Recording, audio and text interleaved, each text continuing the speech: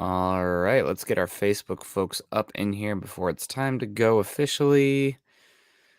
Always a good reminder. There we go.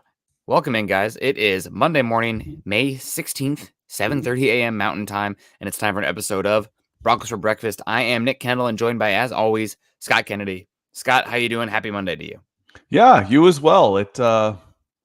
Month's flying by. It's middle of May already. Mm-hmm. I mean, didn't we just have the draft? Weren't we just talking Senior Bowl and Combine and fire? Now it does seem like when it seems like time's going by fast, you have to start remembering like individual episodes. It seems like a decade since Vic Fangio was coaching this team. It does. God, so much has happened. Good things for the most part. But let's say hello to some people in the chat, of course. Ethan's in here. Good morning, gents in Broncos country. Good to see you, Ethan. Luke Wright's in the house. Good morning, Nick and Scott. EJ also. Good morning, Nick and Scott in Broncos country. Luke, you got to remember to include Broncos country. EJ's one up in you there. US Dave's in the house. Morning to US Dave. Jeremy's here. Good Monday, good people. And Mandango Dan is in the house too. Let's ride Broncos country with his coffee and a donut. Oh, a donut sounds so good. Mile High Truth coming in saying, what's going on? I think Quinn Miners could be a surprise trade. That'd be a surprise. That'd qualify as a surprise. Yeah, that would be an all caps surprise. That's one of the questions I never particularly like. Any surprises coming for this? I'm like, well, if I knew, it wouldn't be a surprise. Absolutely. Absolutely. Man, that would be shocking. That'd be a shocker. Yeah. Mile High Truth, we need some more info on that. Why is that? I think that would be one of the more shocking moves. I mean, he's a good scheme fit. He's versatile. You still have 3 years of control left. He is your most valuable interior offensive lineman that you have right now because of the years of control and everything. So I guess if somebody wanted to offer you a second round trade or a second round pick for him, maybe I guess I would listen. But it also doesn't make sense timeline wise for this team. If this team was sellers, then okay, we can get more capital and get a higher drafted player for more years of control, blah, blah, blah, blah, blah. Quinn Miners looks good, though. I don't see it. You got to tell me more, Bama. Or tell me more, Mile High Truth. Bama X coming in saying, good morning, Broncos country. Kathy Lund's in here, too. Good morning, fam. Oh, Kathy, no ad reads today, right, Scott? No ad reads. Okay, Kathy always enjoys when she has to plug her ears for the Manscaped ads. Well, I'm glad she enjoys them. Scott just looks uncomfortable. Dave in here as well. And US Dave saying, Nick, will you be attending the opener? Yes. My pocket is significantly lighter, but I did buy tickets for the Monday night opener in Seattle. And goodness gracious, football games are expensive, but I'm excited to go. How much was that? I don't even want to say. All right. I don't even want to put it out there. It was a lot for not amazing seats either, but I will be there because they're going to be here once every 8 years. And hopefully you guys don't remember what my record is in games I've attended live, but we're looking to break a streak. Hopefully that'll be good. So yes, I will be at the opener. If anybody else is there, hit me up on Twitter. Let's get a beer or something. Well, I haven't been to a Seahawks game, so be fun. Luke Wright's in here too. Good morning, Broncos country. Good to see you. Steve, it's been a second. Hey guys, Russ is my QB. Oh, that hits so much better than Drew is my QB. Man, music to my ears. Dom coming in saying, good morning, Nick and Scott in Broncos country. Glad to see you back, Nick. Yeah, the wedding was good. Buddy of mine got married. Not a big wedding, but fun. Although I've been complaining about the weather out here in Seattle. It's cold. Coldest May in 75 years or something so far. When we landed, it was 95 degrees. And it felt like 97 with humidity. Nature's air conditioning feels pretty good when you got home. You're like, you know what? This is nice. Yes. God, I came back. It was pouring rain yesterday, too. It's going to rain this week. I'm tired of it, but at the same time, it's better than 97 degrees. Not for me. But yeah, no, it was good. It was a good wedding. A lot of fun to see some friends. Hung out with my buddy and his newborn. That's if you see a little mark here on my face. That is from a infant's claws. Yep, exactly. Ugh, worse than cats. Day before the wedding, too. Oh, that's going to be great. Very happy, adorable baby, though, so no complaints. Jay Ross in the house. Good morning. I don't recognize the name Jay Ross, so good to see you, Jay Ross. Mark Lindemode coming in. Howdy, Nick and Scott. Howdy, Broncos fam. I'm listening while I drive, so chatting from me. So no chatting from me. No chatting, yep. Be safe. Drive safe. Don't get arrested. Christos Jenkins also in the house. Morning, fellas. Truly appreciate the hard work. Let's ride. Yeah, it's getting to be the harder time of the year. We're finding things to talk about, but you guys provide the content, too, so it's great. We got Benjamin Stroh in the house. Don't recognize the name Benjamin Stowe. Good morning, Broncos country. Good morning to you, Benjamin. It's good to see you. Oh, and then J. Ross. Yep, J. Ross knows what's up. Nick going to the opener. Broncos starting 0-1. Man, I don't even want to say what my record is, but it's not good. We'll hedge. I'll put some money on the Seahawks. it's gonna be rough. I'll bet the Cameron's on his way to line, so we'll hedge. If I'm betting, I'll lose. There we go. Or if that'll either way somebody wins then. But yeah, I'll be at the opener. It'll be fun. Coming with my wife. Cameron Rios, Oklahoma bound. Drive safe. TJ Randall kicking us off here with a $2 super over on YouTube. TD, if you got any questions for us, please get at us. We'd love to answer those for you. Michael Ronquillo in the house also. Good morning, Nick and Scott in Broncos country on Broncos for breakfast. Let's ride and go Broncos. Nick in the house. Happy Monday, Broncos country. Good to see you. Kevin Gray also. Good morning, Broncos Nation. Broncos Nation. What do you think, Scott? Do you have any? I'm okay with it either way, but I'm not a stickler for that. For me, it's almost like, old time motorcycle guys like, it doesn't matter what you ride as long as you ride, man. As long as you're part of the family, it's not that big a deal, is it? But I'm outside of the family, so I don't know. No, I don't know. So it might be like someone saying Louisville. Is it that big a deal? Could be. To some people, it is. I don't want to hear Louisville. I'm definitely. Louisville. I'm guilty of that one. But I'm not from the South, so Louisville away. Nick Wright coming in saying, Nick, you better not curse us. We'll see about that one. Gary Palmer in here too. I'm up. I'm here with the Stars. I'm up for you guys. Fired up. Go Broncos. Let's ride. Great. Nick, you are banned from Broncos games. Let's give. That's probably why my tickets were so expensive. There was a premium on them to see it live. But shoot, if I'd be sponsoring you as home teams, I'd be flying you in. This is our sponsor. I'd be flying you in. It's like, oh, you're playing the Chiefs. Let's bring in Nick. Nick, would you like to do a guest pod here in Kansas City? Free tickets to the game? Come on, man. Yep, no, that's all right. Seen them lose twice at Kansas City. Seen them lose twice at Indy. Seen them lose twice versus the Rams. See, and that's the thing. Like being an Atlanta sports fan, growing up in the '80s, it's like that was just normal. I mean, like that wasn't. It's like everybody was 0-8 when you'd go to games. Yeah. It didn't make you special. Yeah. It's not good luck. Good luck with the St. Louis Cardinals, but not the Denver Broncos. Christos also saying, have you guys seen the Chargers schedule release? Finally saw it, man. They put it into that one. Did you see that? I did. Actually, my Falcons friend sent it to me when he so that one went viral enough that with he sent me the intern one also, which was good. So that was part of the same one. So yep. There's some creative things. Those are good now. They'll probably get old, and as everybody tries to one up each other after the years. But I thought that one was really good. I like the fake one for the Seahawks was solid. The guy complaining, I'm like, we're playing on Thanksgiving and Christmas. Just, man, I've been in Detroit for 8 years. I've never had Thanksgiving off. That was funny. That was a good one. That was a good one. The yeah, I really enjoyed they took shots at the Browns and the Jags. The Chargers ones did. So pretty funny. Let Russ cook and too. The Falcons. They were off-brand Pop-Tarts. Yep. That was pretty fun. That was good. It's like, man, we're not even on brand Pop-Tarts. God. Yeah, that's they did well. The Chargers social media team. True.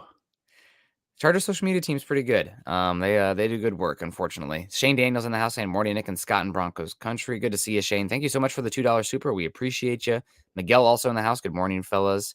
And let's get it going here. Today we're going to talk. Oh, Sean Burns also want to say hello to Sean Burns.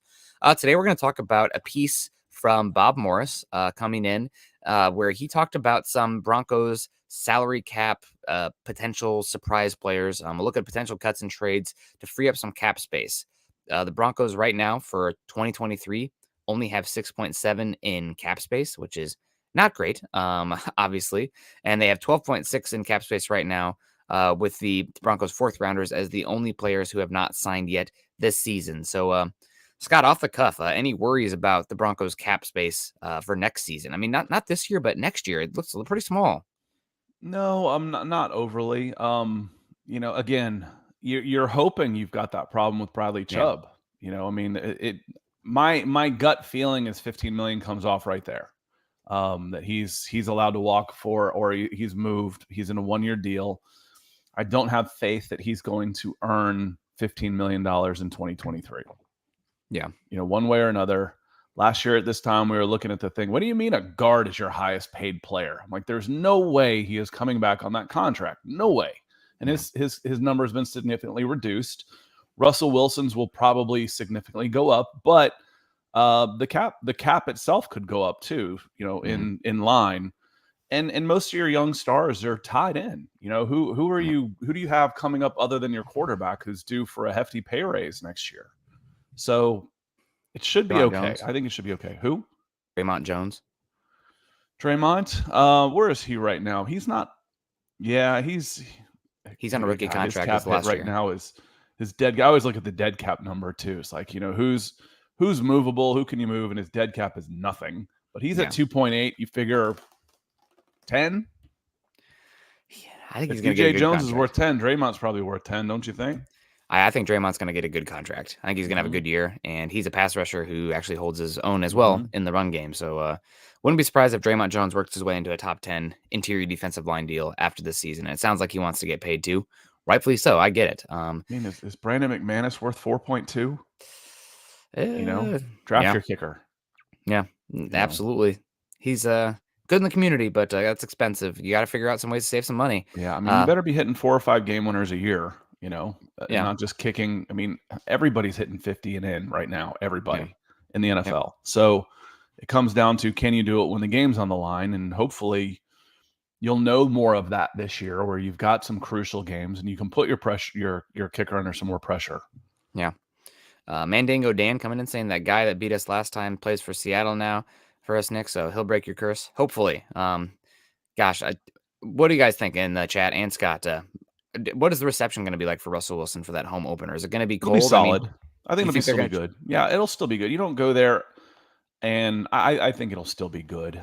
Most fans are not. Most people are not on Twitter. That's just the way it is. Most of the people in my everyday life are not on Twitter. Almost everybody in my professional life is on Twitter, and we think that everybody's on Twitter. They're not. And Twitter is a very poor representation of everyday Joe and Jane of America. And most people who take the time to go to games and season ticket holders will be appreciative for what he has accomplished and poured into the Seattle Seahawks for the last decade. Yeah, I hope so.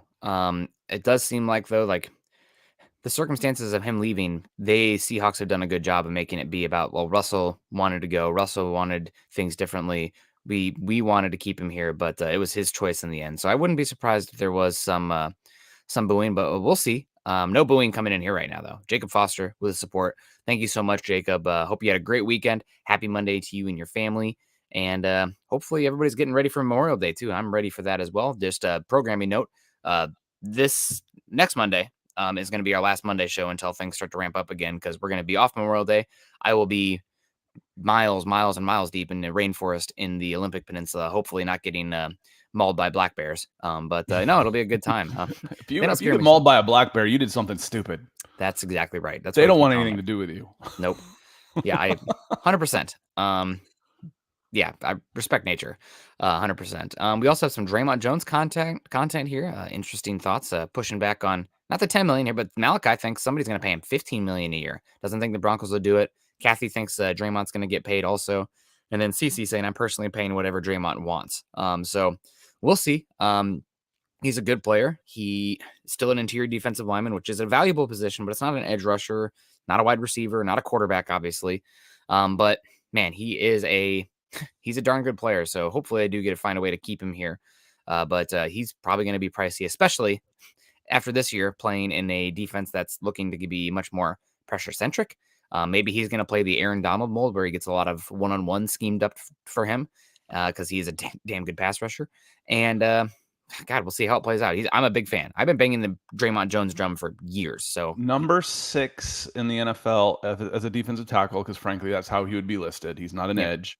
No, is 13.6. Yep. There's a big drop off. Chris Jones, Kansas City, is 30. Aaron Donald's 26 and change. Javon Hargrave, Eagles, is 17.8. Cam Hayward is 17.4. DeForest Buckner is 16 even, and then DJ Reader is 13.6. So I could see. I don't know that I'd give him. He'd get a contract in that neighborhood. But if you're number 10, you're looking at 10. So what did I say just a couple minutes ago? 10. 10 sounds about right. Top 10 gives you 10 money. 10 million a season as a hit money. So I think that'd be about right, and that's affordable. That's absolutely affordable.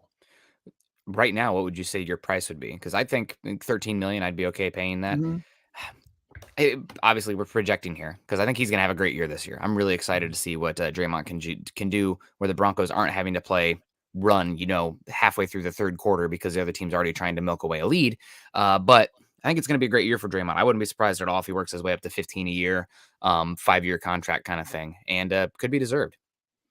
He's also not a true defensive tackle. Like I said, I think he'd get paid more in line with that. But the ends, the true ends, the 3-4 ends, they're less. So the number 6 there is 13 also. So the money for an interior lineman is very similar, whether you're a defensive tackle or defensive end. If you are an interior lineman, which if you are playing end in a 3-4, in my book, you are an interior lineman, not an edge. And top 10 puts you around $10 million. So 10 to 13, there will be some raises to come up. I think that makes a lot of sense. So there's one of the places where you'll probably have to spend a little bit more money next year. Yeah.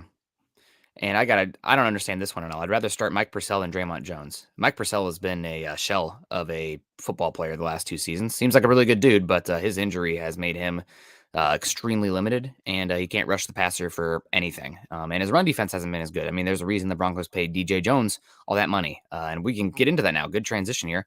Number 1 player here on Bob Morris's article as a potential cut. Mike Purcell says that he's been brought up multiple times, but it bears repeating. Purcell doesn't have flexibility to move around on the defensive line, which means he leads the list of players who could clear cap space. Purcell's case, he's one of the most likely players to be cut in 2022. Cutting him after June 1st would save the Broncos $3.5 million in cap space. Regardless of whether or not he makes a roster, he's certain to be cut in 2023, where the Broncos will save $3.5 million as well. He's simply not that valuable. Is the crux of this conversation if we were trying to do it for this year or for next year? It was listed as both 2022 and 2023. Okay. It says potential cuts in 2022 and 2023. Okay. Obviously it's a little bit easier talking 2023, when you look at, some of the easier ones, I mean, the more interesting ones is, again, how you look at these, you go, what's the cap hit? What's the dead cap hit? Does that make them movable? And then you say, okay, what's their cap hit versus what's their value to the team? Does that make them expendable? Yeah. Garrett Bowles, you'd save $10 million next year if he was gone. So he's on 18. He's got an $8 million dead cap hit. You'd save 10 if he was gone. Yeah. I think he's safe at 18, Nick. Yeah. You think so? You think he's safe this season? We'll see. For 2023, I think Garrett Bowles would be safe for 2023 at 18 as a starting left tackle. I think he'll be safe. I could see them doing a restructure, but not a cut. Yeah. The Jake Matthews, where it's like, we're going to give you another year. Your cap's going to go down a little bit. We'll up the guarantees, and God bless you. Wombat coming in here, giving you a hard time, but me too. Not as much. I'm definitely a fair weather Blues fan, but hi, Scott. Hope you've recovered from the weekend. Loss, go Reds. You'll never walk alone. No shame in getting beat by Liverpool. I'm getting tired of damn penalties, though. That much I will tell you. No shame in that. I was more disappointed in the last 2 cup final failures by Chelsea when they lost to Leicester, a team they were better than, and Arsenal, a team they were much better than. But it was after the season they'd already accomplished most of their goals, and they just kind of threw the uniforms out on the field and looked bad doing it. Yeah, they played well against Liverpool. No shame in losing to a good team like that. 100%. Mike coming in saying, I'm a Colorado native, lifelong Bronco fan, living in Boise, Idaho. I am stoked. I have tickets for the Chargers in October. My first Bronco game on the road. I've only seen them play at home. I've seen Denver play one game at home. It was the Bradley Chubb. Oh my gosh, bald eagle just flew over. Cool. It was I live right by it was massive. Sidetracked. It was the Bradley Chubb multi-sack game his rookie season. I think Von Miller had a couple sacks too, but it was freezing cold. Mostly on the road, being from Iowa. Did the Midwest tour. I have not seen them play in Soldier Field. Haven't seen them play versus the Vikings either. But the best Broncos game I've seen was one where they got whipped. But Aaron Rodgers, I think, had like 4 touchdowns and a rushing touchdown at Lambeau. And that was a Von Miller's rookie season. So not a good Bronco game, but a good game to see Aaron Rodgers kind of go crazy just for the historical context of it. But Mike Purcell, buy, sell, any thoughts here? Do you think he's going to make the roster this season? I think personally, this is a factor that wasn't discussed here in the article, but he's coming off back-to-back seasons where his season was cut short due to injury. The longer you push out that cut, the more likely he is to be medically cleared. And then there's not going to be any grievances or any money that you're going to have to owe him for cutting him when he fails a physical kind of thing. So he's not all that expensive for what he can bring to the table. I mean, is there an immediate replacement in here for him? You know, a 300+ pound interior space eater who's making $4. I don't know that you're going to be able to upgrade there. And frankly, when we're talking about cuts right now, we're talking about being able to reinvest and upgrade in a position, because we're talking about a team that's going to have playoff run and Super Bowl aspirations. So you're not looking to go to save for the sake of saving, save for a rebuild. This is safe because I might want to spend somewhere else. So the Miners thing, okay, when that came up a little earlier, why would that make sense? Because I'm going to bring in a Pro Bowler. I'm going to upgrade. That's the only way that makes sense at all, is if I've got a young piece that I really don't want to give up, but I'm going to move because I'm going to get better somehow. Moving on from him and trading him for draft capital, no, that doesn't make any sense to me. You're not weakening your team for future picks. That's not how this is going to work this year. Yeah. Purcell at $4 million, could you move him and upgrade? Maybe. Yeah. I don't know. Maybe. I think it's not even just the salary cap for Purcell. It's also the roster, the amount of roster spots that you have. So how much true nose are they actually going to play? I really don't know. I mean, the Rams did not play it that much, to be completely honest, and they could find somebody for probably, a third of the price that can do what Purcell does. I mean, the Falcons last year found a guy off the street to come in and play nose tackle. Is he a good nose tackle? No, but you're paying him nothing to come in there and eat up space. So we'll see. I definitely think Purcell is going to be on the June 1st designation, unless he gets the Graham Glasgow treatment, where you get essentially you're taking a pay cut to stick around to keep that money and to stay on the team. So Jeremy Shawn coming in saying pay cut time for Mike Boone. I know this is one that Scott agrees with as well. I think it's an easy one. Yeah. It's an easy one. I wanted to look it up. But he didn't touch the ball last year. And he's on $2 million this year. For what? He didn't play special teams. He didn't play. He was like, okay, he was injured. Yeah, that's fine. And I think, Christos comes in and says, can't cut Boone, good receiver and scat back. All right. Well, he had 4 rushes and 2 receptions last year. I can cut him. Doesn't matter what he is. If I'm not going to use him, I can get rid of him. So he's a special teams guy. So let me look at snap counts. It's 73 snaps on special teams, where he had over 200 the previous 2 years with the Vikings. Yep. Yeah, he was coming on. He was injured, this and that. He is expensive for what you're getting out of him, which is nada. You're not getting anything out of him. I said from the beginning, Nick, every time I heard running back in the draft or Melvin Gordon, Mike Boone's days are numbered. Yeah, I agree with you. Mike Boone is one where he's going to have to earn it in camp this year, special teams especially, but also just, showing viability on the field, staying healthy. If he can do that, then I'm okay keeping him around, because I think this team's run game is actually going to be very important this season. And I think Boone can be he's a good number 3, but not for what he's getting paid. So if it's even close this season with another running back, then you move on. But willing to let that one play out a little bit first. I want to see what it looks like at the position. Yeah, it's not costing you really anything. Let him go through camp, but he's a clear number 3, and number 3 got 4 touches, 6 touches last year. Yep. I don't need that. Yeah.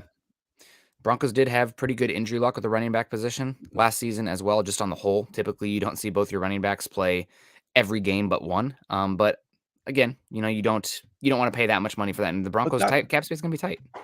Nick, that's fine. But if he's showing out in practice, you find ways to get him the ball. You don't do a 50-50 split. You find ways to get him the ball. And obviously they felt that they didn't need to find ways to get him the ball. He didn't prove enough on the practice fields to say, man, demand. Give me the damn ball. The old Keyshawn Johnson thing. He didn't earn more reps. Yeah, absolutely. Again, I'm willing to give him a little bit of benefit of the doubt just because of the injury last year, and he's got camp. If he's not obvious in camp, head and shoulders above anybody behind him, then God bless you wherever you are next. Yeah. It doesn't save a ton of money. Cutting Boone only saves $1.2 million. It's not necessary. Again, I've said this before, but that's somebody's $1.2 million. Yep. If I'm working in the front office and I'm making $100,000 a year as a cap watcher, and I look at it and I say, this guy is making $2 million. Really? Yeah. I just outworked him on the Stairmaster over here in off-season conditioning, and I've seen as many touches of the football as he has. That kind of pisses me off. Hey, Mr. Payton, we don't need this guy anymore.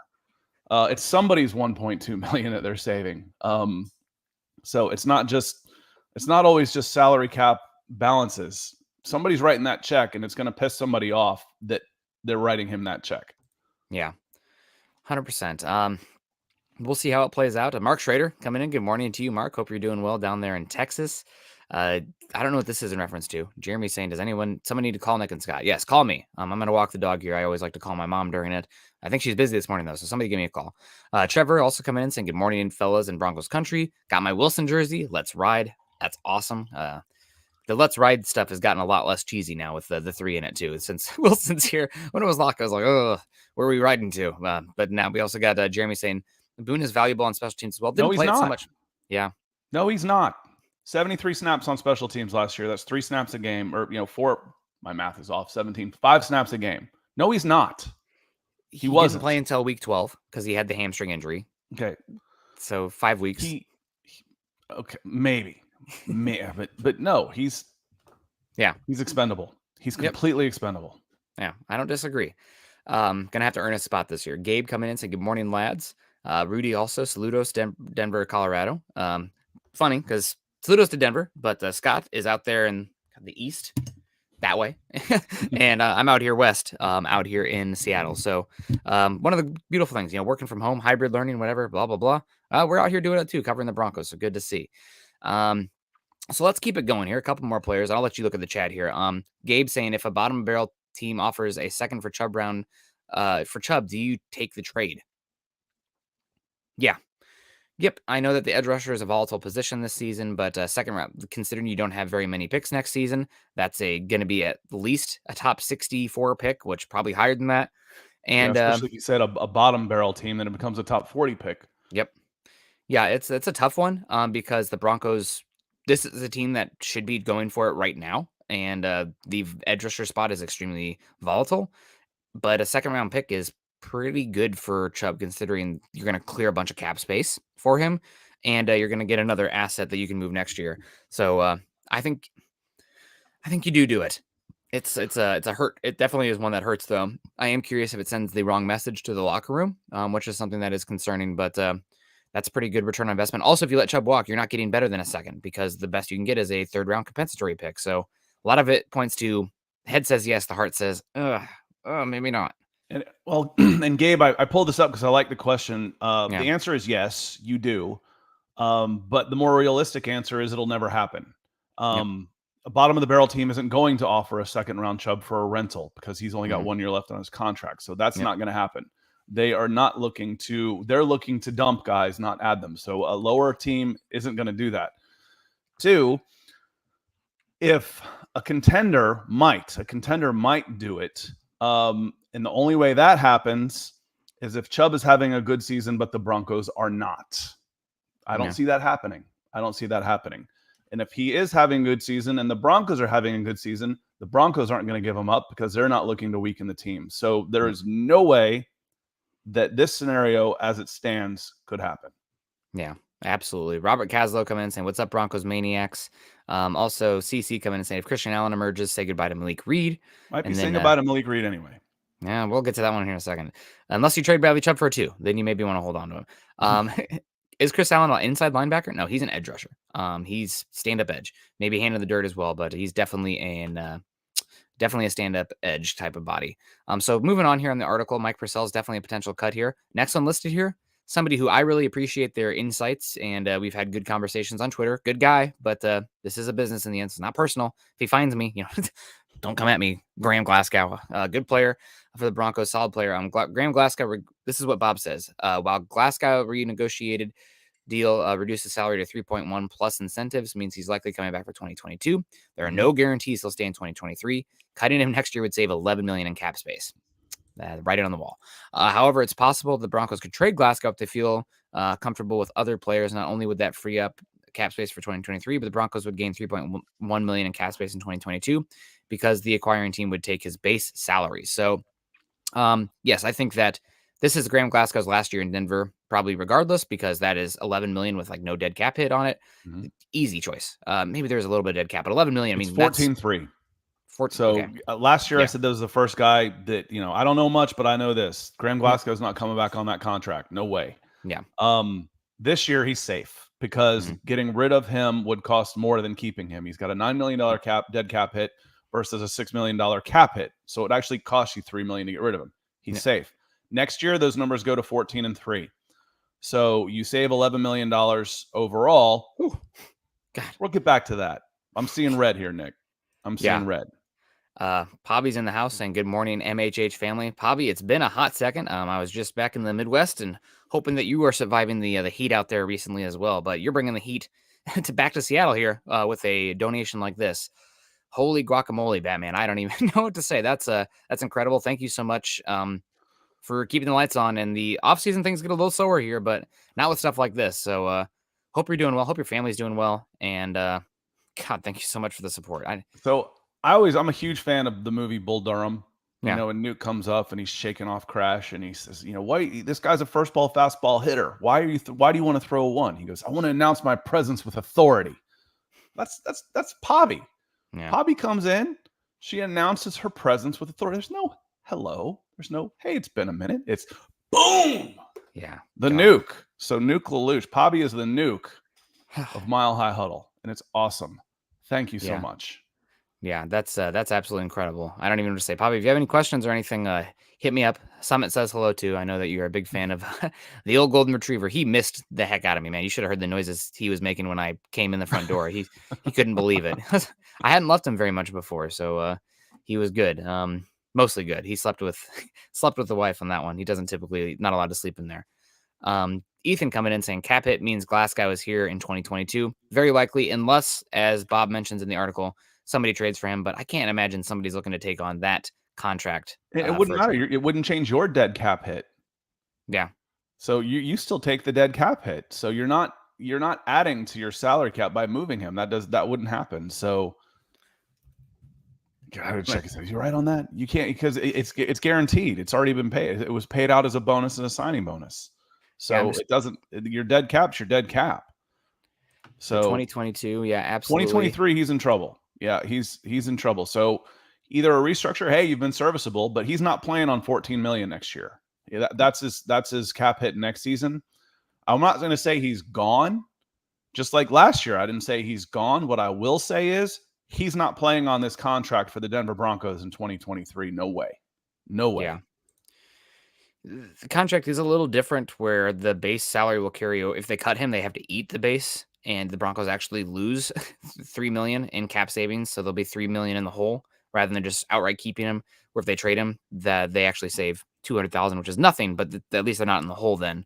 But it makes more sense to keep him. I mean, valuable interior line depth, and unless somebody wants to. Someone tell Jeremy we're showing or something. Maybe he didn't refresh. Maybe that's what this is. Yeah, it says 165 in here for me. Yeah, me too. But yeah, someone let Jeremy know in the chat that we've been live since, for over 30 minutes. Without a show. Yeah, this better be live. It's recorded. That's probably what it meant was but I'm getting responses here like, yeah, I agree, this stuff. So, hopefully, but pretty sure I've seen responses from the YouTube, but somebody let Jeremy know that, hey, it's you, dog. It ain't us. Absolutely. C. Patrick Hagner also coming in with support. Thank you so much, C. Patrick, for the stars. We appreciate you. Hope you're doing well. Happy Monday to you. So keeping it moving along here, unless there's anything you wanted to get to, the next guy on the list here that is a potential cut is one that is probably one of the more underrated Broncos right now, but it's the life of the NFL, man. If you have a lot of movable salary, not a lot of guarantees, and you slip up for 1 second, you might be on your way out. That's Ronald Darby. Ronald Darby, and Bob says he's almost certain to be with the Broncos this season because of his 9.5 fully guaranteed base. 2023, though, different story because his full guarantees run out next year. Cutting Darby would save the Broncos $10 million in cap space. Darby could stick around if he impresses this year, or he could agree to a renegotiated contract. So I think that's probably the most likely scenario for Darby. But Broncos do have a couple of cornerbacks in the wings. Obviously, they have Michael Ojemudia, who we're waiting for right now to see what he looks like. And they drafted Damari Mathis, who it sounds like they're quite high on as well. So it's not just about Darby. It's also somewhat about how those guys behind him look and if they make a case to go cheaper at the position. But Darby's definitely one who has potential just because of how his contract is set up and his injury history in general. I mean, this dude has had one season in his entire career to date where he hasn't missed games because of injury. So best ability is availability. Darby, good one on the field, misses a lot of games.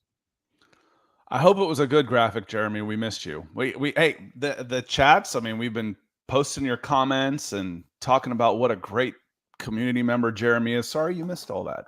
So no, just teasing, man. Glad you're here though. We're gonna be here 5 minutes late at the latest, I think is about the latest we've ever been. So hit a refresh on that if it's 35 after the hour and we're not on, hit a refresh on that. So glad you're here though. Ronald Darby, again, his dead cap hit is bigger than his cap hit. That usually means you're pretty safe. Next year, however, you ran through the numbers. I like to hear them again. Based on Ronald Darby, his number goes. It's very similar to Glasgow's actually, where I just mentioned Glasgow's is 14-3, Darby's is 13-3. So is a really good cornerback worth $13 million? Yeah, he is. Mm-hmm. So he's not necessarily gone, but his dead cap is only 13. I mean, it's only 3. So you save 10 if he's not there. So like I said, you look at when you're looking at that, you pull up Spot Rack and you look at those numbers, you look and say, okay, look at the cap hit and say, is he worth that? If the answer is yes, then you don't worry about it. If the answer is no, move over one notch and look at the dead cap hit. If there's significant delta between those two in the positive cap hit minus dead cap hit, and you come up with 11 or 10, that contract's going to change one way or another. That player's either going to restructure or be gone, because next year that's $20 million between Glasgow and Darby. Glasgow, Jeremy, if you're just getting here, I said there's no way Glasgow plays on that contract next year. No way. Darby could. A corner at 14 of his credentials is worth 13 or 14. Easy. Yep. And just in general, shout out to Pobby, saying hello to everyone. Good to see you, Pobby. The Graham Glasgow and the Ronald Darby contracts are the ones that are the most obvious here because they have the most cap savings with the lowest dead cap hit. So two players that are veterans with young players behind them. That it's the nature of the league, man. If you can go younger and cheaper at a position, teams tend to do that. Not just football, bro. Oh, that's true. The way of life, honest to God. Ask me how I know. Yeah. I'm old and expensive. That's a bad way to be. Better save your money, kids. Yeah, God. I turned 30, so I'm washed now. Sorry, guys. Lawrence is saying Buenos Dias, hombres. Hopefully I nailed that one. But guys know this is Spanish with Nick. Not a good time. I'm just an assault on the language. I'm sorry about that, people. Wanda also coming in saying football, let's go. Absolutely. Denver Broncos football specifically. And CC coming in saying Ojemudia or Mathis is going to have to show clear development for me to feel good about moving on from Darby. I agree with you. But sometimes that's kind of how it is, right? Like you have to make decisions where, especially in the caps, when you're going to be paying a quarterback big money, you're not going to feel it's not going to be a rookie contract roster around that guy, right? There's going to be spots that you're not as good. And it's not a 1-for-1. No, it's not it's okay. We just mentioned $20 million in cap savings between Glasgow and Darby. That will get me a starting corner, a really good starting corner in the free agent market. So again, it's not just, do I have a ready-made replacement? Is this person worth what I'm paying him? If the answer is yes, then you're usually pretty safe. If the answer is no, then you got to check out your contract and see how safe you are and for how long. Otherwise, you better have your agent start looking around. Yeah, 100%. 100%. So we'll see about Darby. It would be unfortunate to move on from him, in my opinion, because he's a very good number 2 cornerback. He's versatile. He's a good athlete. Good plays on the ball as well, but a lot of hamstring issues in his career. I think toe injuries as well, which for a cornerback, there's no position as volatile as the cornerback. If they even have a slight injury, their form drops a lot because it's such a space position. And if you are not 100% peak performance, then you can get picked on. So there's a reason. I mean, I know PFF does a lot of like coverage over pass rush value, but cornerbacks are not stable year to year. They are extremely volatile, where pass rushers are stable. So I think I'd rather have an elite cornerback for one season, but for a career, the safer bet is the pass rusher. So Kenneth comes in and says, "Good morning, fellas. If you could trade for one Falcon, who would you pick, and vice versa for the Denver Broncos?" And it might be the same guys, honestly, for the same reasons. Yeah, I might say 23. He may have turned 24, but 23-year-old AJ Terrell. We're talking about these corners. We're talking about somebody stepping up. We're talking about how good is Ronald Darby. AJ Terrell is a star in the making. Him and Surtain as bookend corners, man, come on. You got the next decade locked up. You old heads might remember the Haynes and Hayes days of the Oakland Raiders. Those guys were tough to throw on. And then the reverse might be the exact same answer. I might take Patrick Surtain and have a strength on a strength for to pair with AJ Terrell for the next decade. If you're looking at it other way, Kyle Pitts I saw was an answer, would be a pretty good answer, but it's strength on strength in that case. And who could probably help you immediately the single most right away would be the guard Chris Lindstrom might be the answer. Or you take Jake Matthews and move him over to right tackle. Might be the person that could help you the most. Other than that, there's really not enough players that are worth taking from the Atlanta Falcons. Here's the cheat. I will take no players from the Falcons. Give me your 2023 first-round pick, and that's going to end up being a top 5 pick, and we're going to have a good time either getting a blue-chip player or a trading down from that 1 overall pick. So that'd be the way to go, I think. But I would take Pitts. I think he is more unique than AJ Terrell as far as his skill set goes. And I think, honest to God, I mean, I know he's listed as a tight end, but I think he's a big pass catcher. I mean, calling him a tight end is like calling Shannon Sharp a tight end. Yeah, Shannon Sharp wasn't really a tight end. He was different than that. Yep. He was a big pass catcher. Yep. Who could block. And he can play X. He can play big slot. He can play inline. He's going to be 22 years old this year. The longest wingspan of any player ever coming out. He'll start the season at 21 because he entered the league at 20. In the days of holdbacks and double holdbacks, where a guy like Calvin Ridley turned 24 his rookie season. Yep.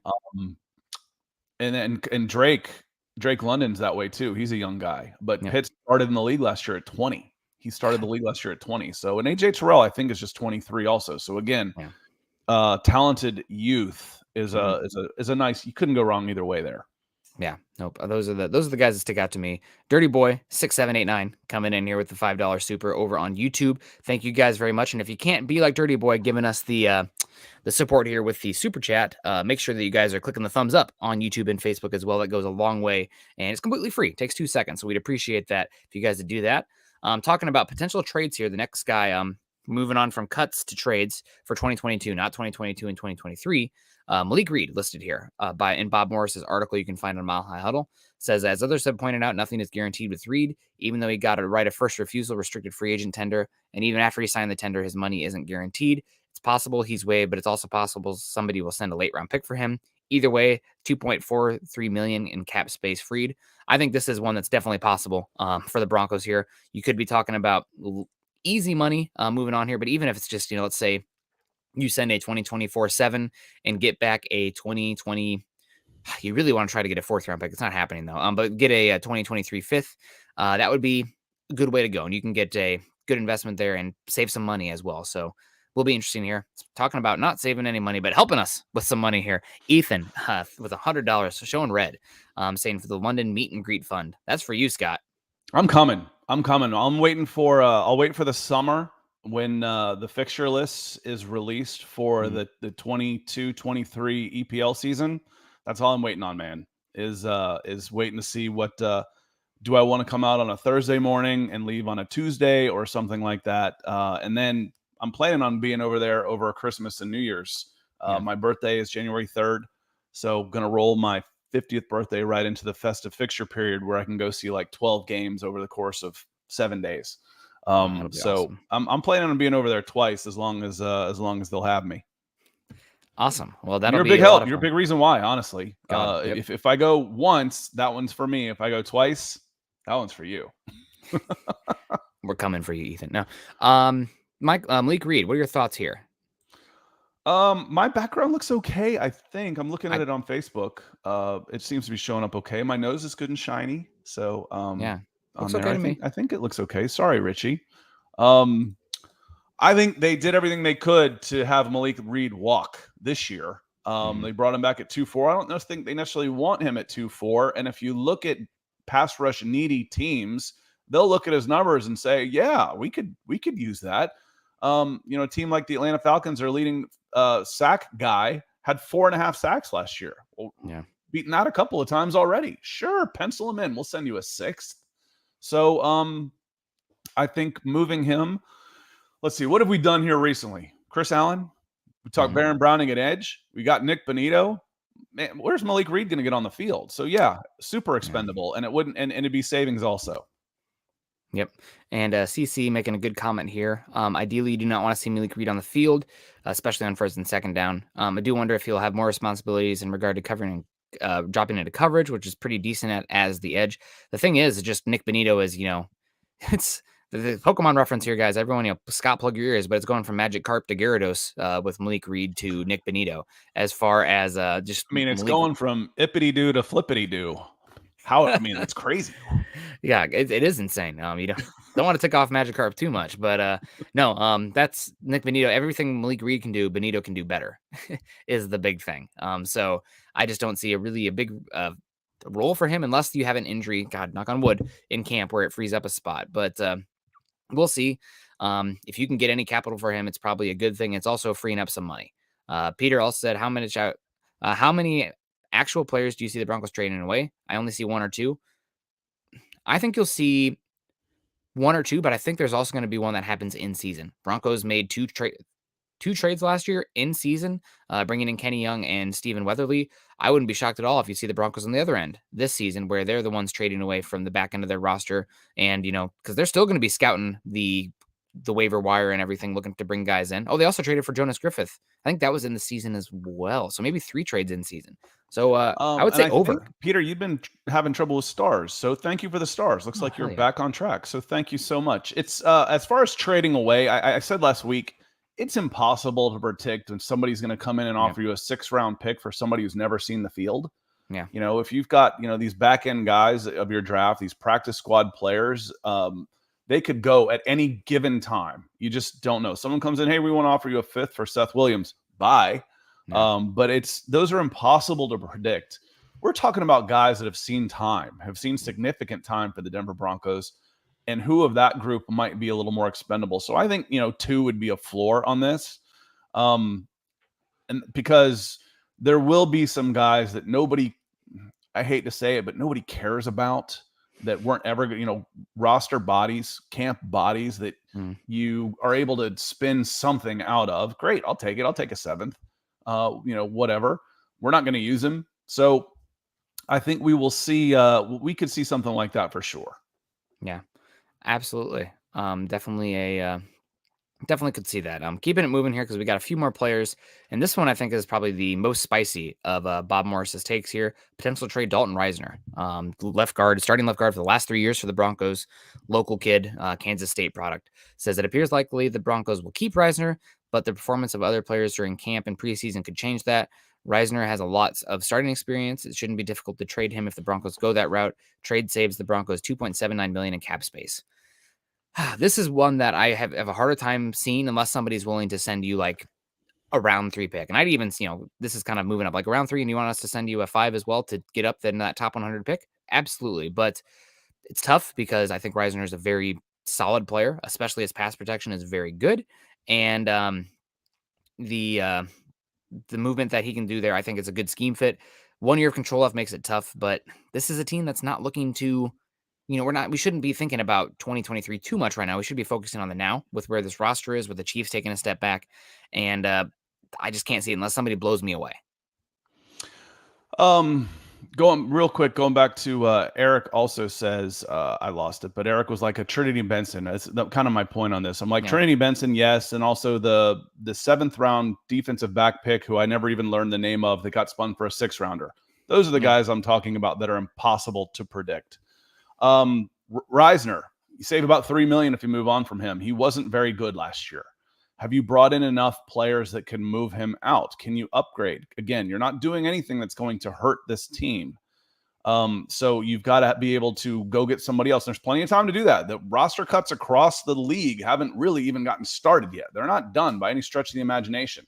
you get a cap casualty on June 1st, all of a sudden Dalton Risner, and I can get $3 million here. I might be able to pull together 2.5 here, and I can go get a former Pro Bowl guard for $5 million. Yeah, that's going to happen. So I think Risner is somebody that needs to step up in the offseason as well, for sure. Yeah, and the only guy right now in the Broncos offensive, I guess there's two guys I will say for sure are going to be starting this season. Quinn Miners is one of them, from what I've heard. Probably going to be right guard. Maybe have a chance at center as well. Not ideal, but might get there as well. And Garrett Bowles. The rest of them, I'd say one for sure. After that, yeah, like one for sure, one probable, and then there's going to be some battles.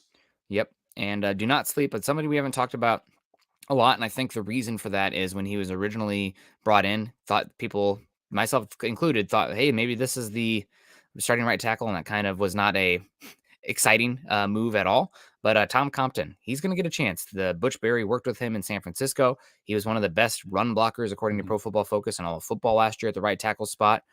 He's maybe not an ideal right tackle, but I think he can be a damn good guard in this scheme as well, with versatility there. So keep an eye out for Tom Compton at that left guard spot as well. If Dalton Risner starting this year, it means that he won the position. And obviously we talked about him earlier as Graham Glasgow, but Compton is the one that I think we need to be talking about more. I think he has actually a pretty darn good chance to end up starting. And I don't think it's at right guard. I think it's probably going to be left guard, because I think Miners is going to get that right guard spot. Well, Kayleon keeps asking about coming on the show. Kayleon, we haven't had anybody on the show. We've never done it. So if and when we decide to do it, we will definitely keep you in mind. Yep. Coming back down here, down the chat just a little bit. But yeah, you mentioned Compton. It seemed like the first 5 or 6 picks that were, or personnel moves that were made, were tough guy moves. You know, we mentioned the phrase bullied. They got bullied in the trenches. They got bullied on the offensive line. The AFC North, wherever Cleveland and Baltimore are on, and that group bullied you in the trenches and won those games. Eagles were tough in the trenches. So what happens there? Every move, it seemed, was to try and get tougher, literally get tougher. And does Risner fit the bill there? Maybe. Does Compton? Absolutely, he does. Yeah, absolutely. And just as far as guests coming on the show, definitely something Scott and I have talked about. It will happen at some point here, but it's probably going to be more so June, July. So keep your ears out and make sure you're following us on Twitter, because that's how I'm going to try to reach you if that does happen. So yeah, you got to make sure you're following me on Twitter. Let's keep it going here. The last guy here, actually. So Risner, you're talking about Risner here. You said you'd trade him. What are you expecting draft capital wise? What could you even get? And I want to push back a little bit against you. I think he started off poor last season, but as the season went along, I thought he improved pretty drastically, especially his pass protection. I think he was one of the better pass protecting guards in football.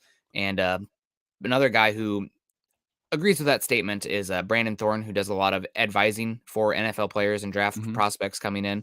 And he has Dalton Risner continually listed as one of the top 10 pass blocking guards in football. His run blocking needs work, like no doubt about that. But what are your thoughts there? I'm a little more interested in how you start than how you finish when you don't make the playoffs. Yeah. You know, the pressure's off. I mean, I know they were still fighting for a spot week 14 or week 15. But again, I saw this team give up for the most part week 5 or 6 and just play it out. So who was performing early to mid-season? And I don't know. It's harsh for me to say that, because, again, they were meaningful games. But they weren't, man. They weren't. We can fool ourselves into thinking that, hey, we can eke into the playoffs with a 9-8 record, but I don't know. So I made my opinion fairly early on that, and if he improved, good for him. Can he carry it over into camp and to the beginning of this season? Because it's what matters is how you come out of the gates. You know, the first month of this season is how it's going to matter. And if he's good enough, by God, he better be good enough the first month of the season if he's there. If he's not, he needs to be changed. Yep. So we will see about that one. And the last guy on the list here, kicking it on the interior offensive line still, Lloyd Cushingberry, the third. Bob says, though the third-year player is penciled in as a starting center, that could change during camp into the preseason. It's not out of the question the Broncos could acquire a late-round draft pick for him. Should it come to that, the Broncos would save a little more than $1 million in cap space in 2022 and 2023. Well, not a lot of cap space. The little amounts do add up, and it's also additional draft capital. So the Lloyd Cushingberry talk about trades, I think that if the draft fell a certain way, it'd be much more likely. But the way the draft fell, and I think Luke Wattenberg is going to have a chance to start at some point in his career in Denver over his rookie contract. I don't think it's 2022. So Cushingberry, I think it would be pretty shocking if you moved on from him this year, even though he is a subpar interior offensive lineman, probably the weakest link on the offensive line right now, even more so than right guard in my opinion, or right tackle in my opinion. Just where the Broncos roster is set up right now, Graham Glasgow might be a little bit too tall to play center with Russell Wilson. At least there's some rumblings of that being a concern coming out of Dove Valley, which means it's probably coming from Russell Wilson's camp itself, in my opinion, just reading the tea leaves there. And Quinn Miners, it sounds like they prefer him at right guard. After not getting a center early in the draft, there's been more rumblings about Miners getting a center shot. But for now, I think Cushingberry is probably safe. $1.2 million for a backup interior lineman with starting experience is cheap. Yeah. I think he'll be fine. I think he will. Maybe I don't want him starting, but I don't mind having him on the team for what he's costing me. I think he's still again, ask yourself the question, is he worth what he's getting paid? If the answer is yes, you got a pretty good chance to make the team. If the answer is no, you're in trouble. Yep. And the center position, it's not like, not to dig up, get people in their feelings here, but it's a position right now where the Broncos are paying diddly for the position because of where they drafted Cushingberry in regards to the average starting center in football. And center's a position where, as long as the rest of the offensive line is good enough, that's okay. You can be okay there. It's the opposite at the quarterback position, right? Where the Broncos, they're paying Drew Lock is the 30th highest paid quarterback. Well, even though he's getting paid nothing, you can't get away with that at the quarterback position for the level of play that he was showing on the field. At center, you can maybe get a little bit about it. However, now the onus has changed a little bit. We're not so much talking about, is the quarterback good enough? We can talk about things like the center position going, if it's a bottom 10 position this season with Russell Wilson, it could be an issue. So definitely the interior offensive line, really not concerning, but one of the ones that is probably one of the more make or breaks for how good this Broncos offense can be this season. If the Broncos interior offensive line comes together, and especially as a good run blocking unit, this offense can really cook with grease, because then it's going to put defenses in a bind as far as what they're going to do personnel-wise, gap-wise, et cetera, and that should create some explosive plays down the field. And this is really important for those teams that are going to be playing those two high shells. Patrick Graham with the Raiders is going to be playing more two high in Vegas. Obviously, Brandon Staley is a two high truther. And the Chiefs, we'll see what Steve Spagnuolo wants to do in Kansas City, but a lot of two high defenses. Interior offensive line better be good. And the fact that we see two guys listed here as potential trades that you're not freeing up a lot of money to, three guys, Graham Glasgow too, but two of them you're not freeing up a lot of money, makes the interior offensive line a little bit of a question mark for me, just looking at this more and more. Which bodes the question, which do you see as a possible area that the Broncos will add or trade for? Nick, you just said it. Interior offensive line. The offensive line as a whole. I'm not sold on right tackle yet, that it's now a position of strength. And you can get better at guard. You can get better at center. Those are still positions you can go for. On the other side, your interior lineman. You got one. You got DJ Jones. You got another. You got Draymond. But the nose guard position and backups, I do like Deshaun Williams, but you can add big bodies there, and then you can never have enough guys who can cover. So defensive back, safety. So you're looking for depth. You're looking for quality depth. As far as where could someone come in that could be a possible starter, I think one of the interior defensive line positions, and basically positions, if I start left to right and go left tackle is 1 over to 5, then positions 2, 3, 4, and 5. I'd be looking for upgrades come June 2nd after cut days. Yeah, that's and thank you for the stars, Peter. Yeah, thank you so much for the stars, Peter. We appreciate you.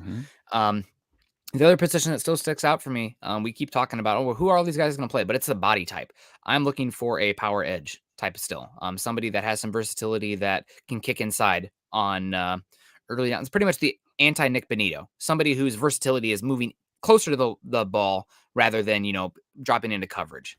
I think you're right. I just think those guys are harder to come by. I think where can you realistically expect an upgrade over the course of the next 3 months? Where could I hope to get a big power edge, with no first, when you're not willing to trade, but who could become available after June 1st cuts, those type of things. Interior linemen on both sides of the ball, there should be several of those available. Right tackle, maybe Maybe there should be someone available. And yeah, again, you just said that. Yeah, it'd be great. I just think those guys are much more rare and would be not nearly as realistic. Muma, as realistic to try and think about, hey, we can add one of these guys before the season starts. That one's going to be tougher, I think. There are 2 guys still available in free agency that do kind of fit the profile, which is one reason I bring them up as well. Carlos Dunlap, 6'8", 280 pounds, whatever, out of Florida. Mm-hmm. Maybe not as much value as kicking inside because of his leverage issues being so tall. But if you're looking to play, 4-2-5 or 4-1-6, there's the insert your friends joke here. Then Dunlap can be a really good edge. Perk up a 4-1-6, a 3-1-7, 7.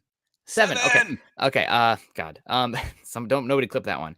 But Dunlap can be a really good if you want to play 4 guys along the line of scrimmage and still be really good as far as your length and ability to set the edge to get more coverage and smaller on the back end, more speed. That's somebody who sticks out to me. And then there's also Trey Flowers, who is still available as well, at least unless something's happened in the weekend that I don't know. Dunlap was 8.5 last year.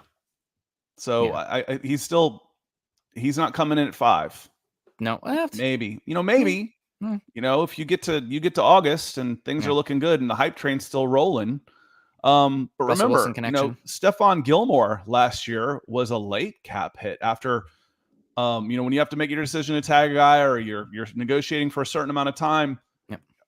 A 10-time Pro Bowler could come available and you can get him on the cheap for a 1-year rental. It's still a possibility. Also, again, I just feel like those guys are a little bit tougher. They're tougher. I should be able to bring in somebody that would upgrade my guard room over the next 4 months. That should be possible.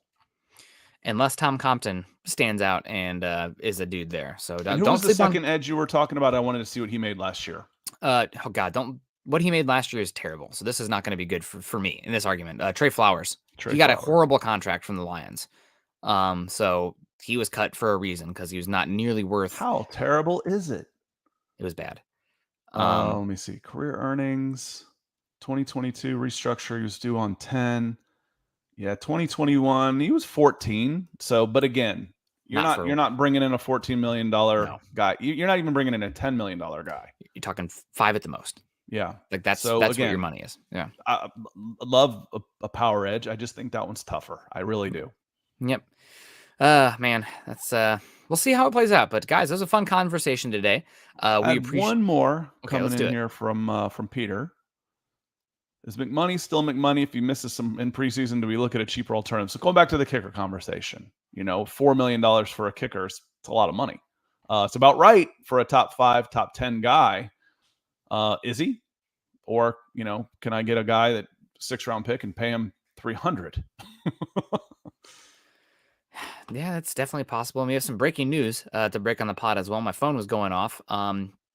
This pertains to the Broncos and the Falcons a little bit as well, more future-wise. But we have a massive new cornerback deal in the NFL. Jair Alexander of the Packers just got paid from the Packers, probably one of the better cornerbacks in football.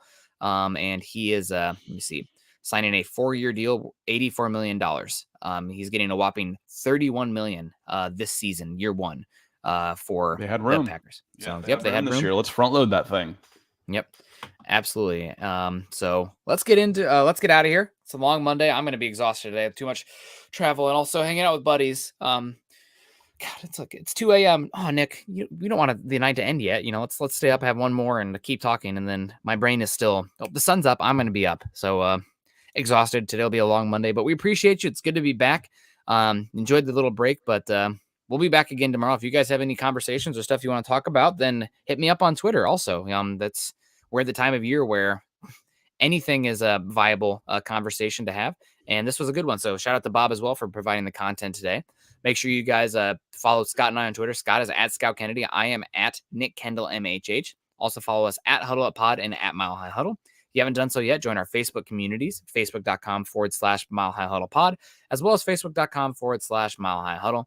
And number one thing you guys can do for us outside of, Super Chat Superstars is liking, subscribing, and sharing our YouTube channel. Make sure you click that bell notification so that way you guys know when we go live. Maybe then you won't be stuck in a blank screen room like Jeremy today. Jeremy, turn on the alerts. Wouldn't help that one. I'm going to give him the benefit of the doubt. I just had to razz him a little bit I because he know, gives I me a know. hard time too. So we appreciate you guys today. Scott, what's the rest of your Monday looking like? What's going on? We're getting down to for those of you that happen to care, that we're nut crunching time in the EPL, and Arsenal's got a big game today, so I'm going to keep an eye on that one. Want to give a shout out to our super chat superstars, T. Randall and Shane Daniels kicking us off, Dirty Boy coming in, and then Pobby and Ethan DWI guys finishing up and closing big with the big swings. Peter, Jacob, Mark. I'm probably forgetting somebody on Facebook. If I did, I apologize. Lawrence Rivera, C. Patrick Havener, got Jacob, Gary Leeds Palmer. How do I forget GLP? Good Don't forget Lord, GLP. Scott. Thanks you to all of you. It makes it just possible for us to do this with the consistency that we do, and we'll do upgrades and go to London. Wait, we got a closer coming in. Got a closer. Didn't see that one coming. Look at Ethan sneaking in here. Great show, Broncos country. Take care. My last thought of the day was, yes, Ronald Darby, if he plays at the level that he is playing, is worth $13 million, $14 million a year next year. Just ask Jair Alexander and his $22 million a season. Good for him, man. God. And thank you guys. Thank you, Ethan. Thank you, everybody, for joining today. Pobby as well, if you're still here. We appreciate you. I appreciate everybody. Obviously, the off season is here. We only got one more Monday show after this until the football season really starts to turn back up for 2022. But we appreciate you guys. There are more shows coming to Mile High Huddle. Yes, there are more shows coming. So make sure you guys tune in. Keep tuning in. But obviously, Scott and I, number one in your hearts, joining us for the morning show. So we appreciate you guys. Have a great rest of your day. Choose kindness. Choose compassion. We'll see you tomorrow. Go Broncos.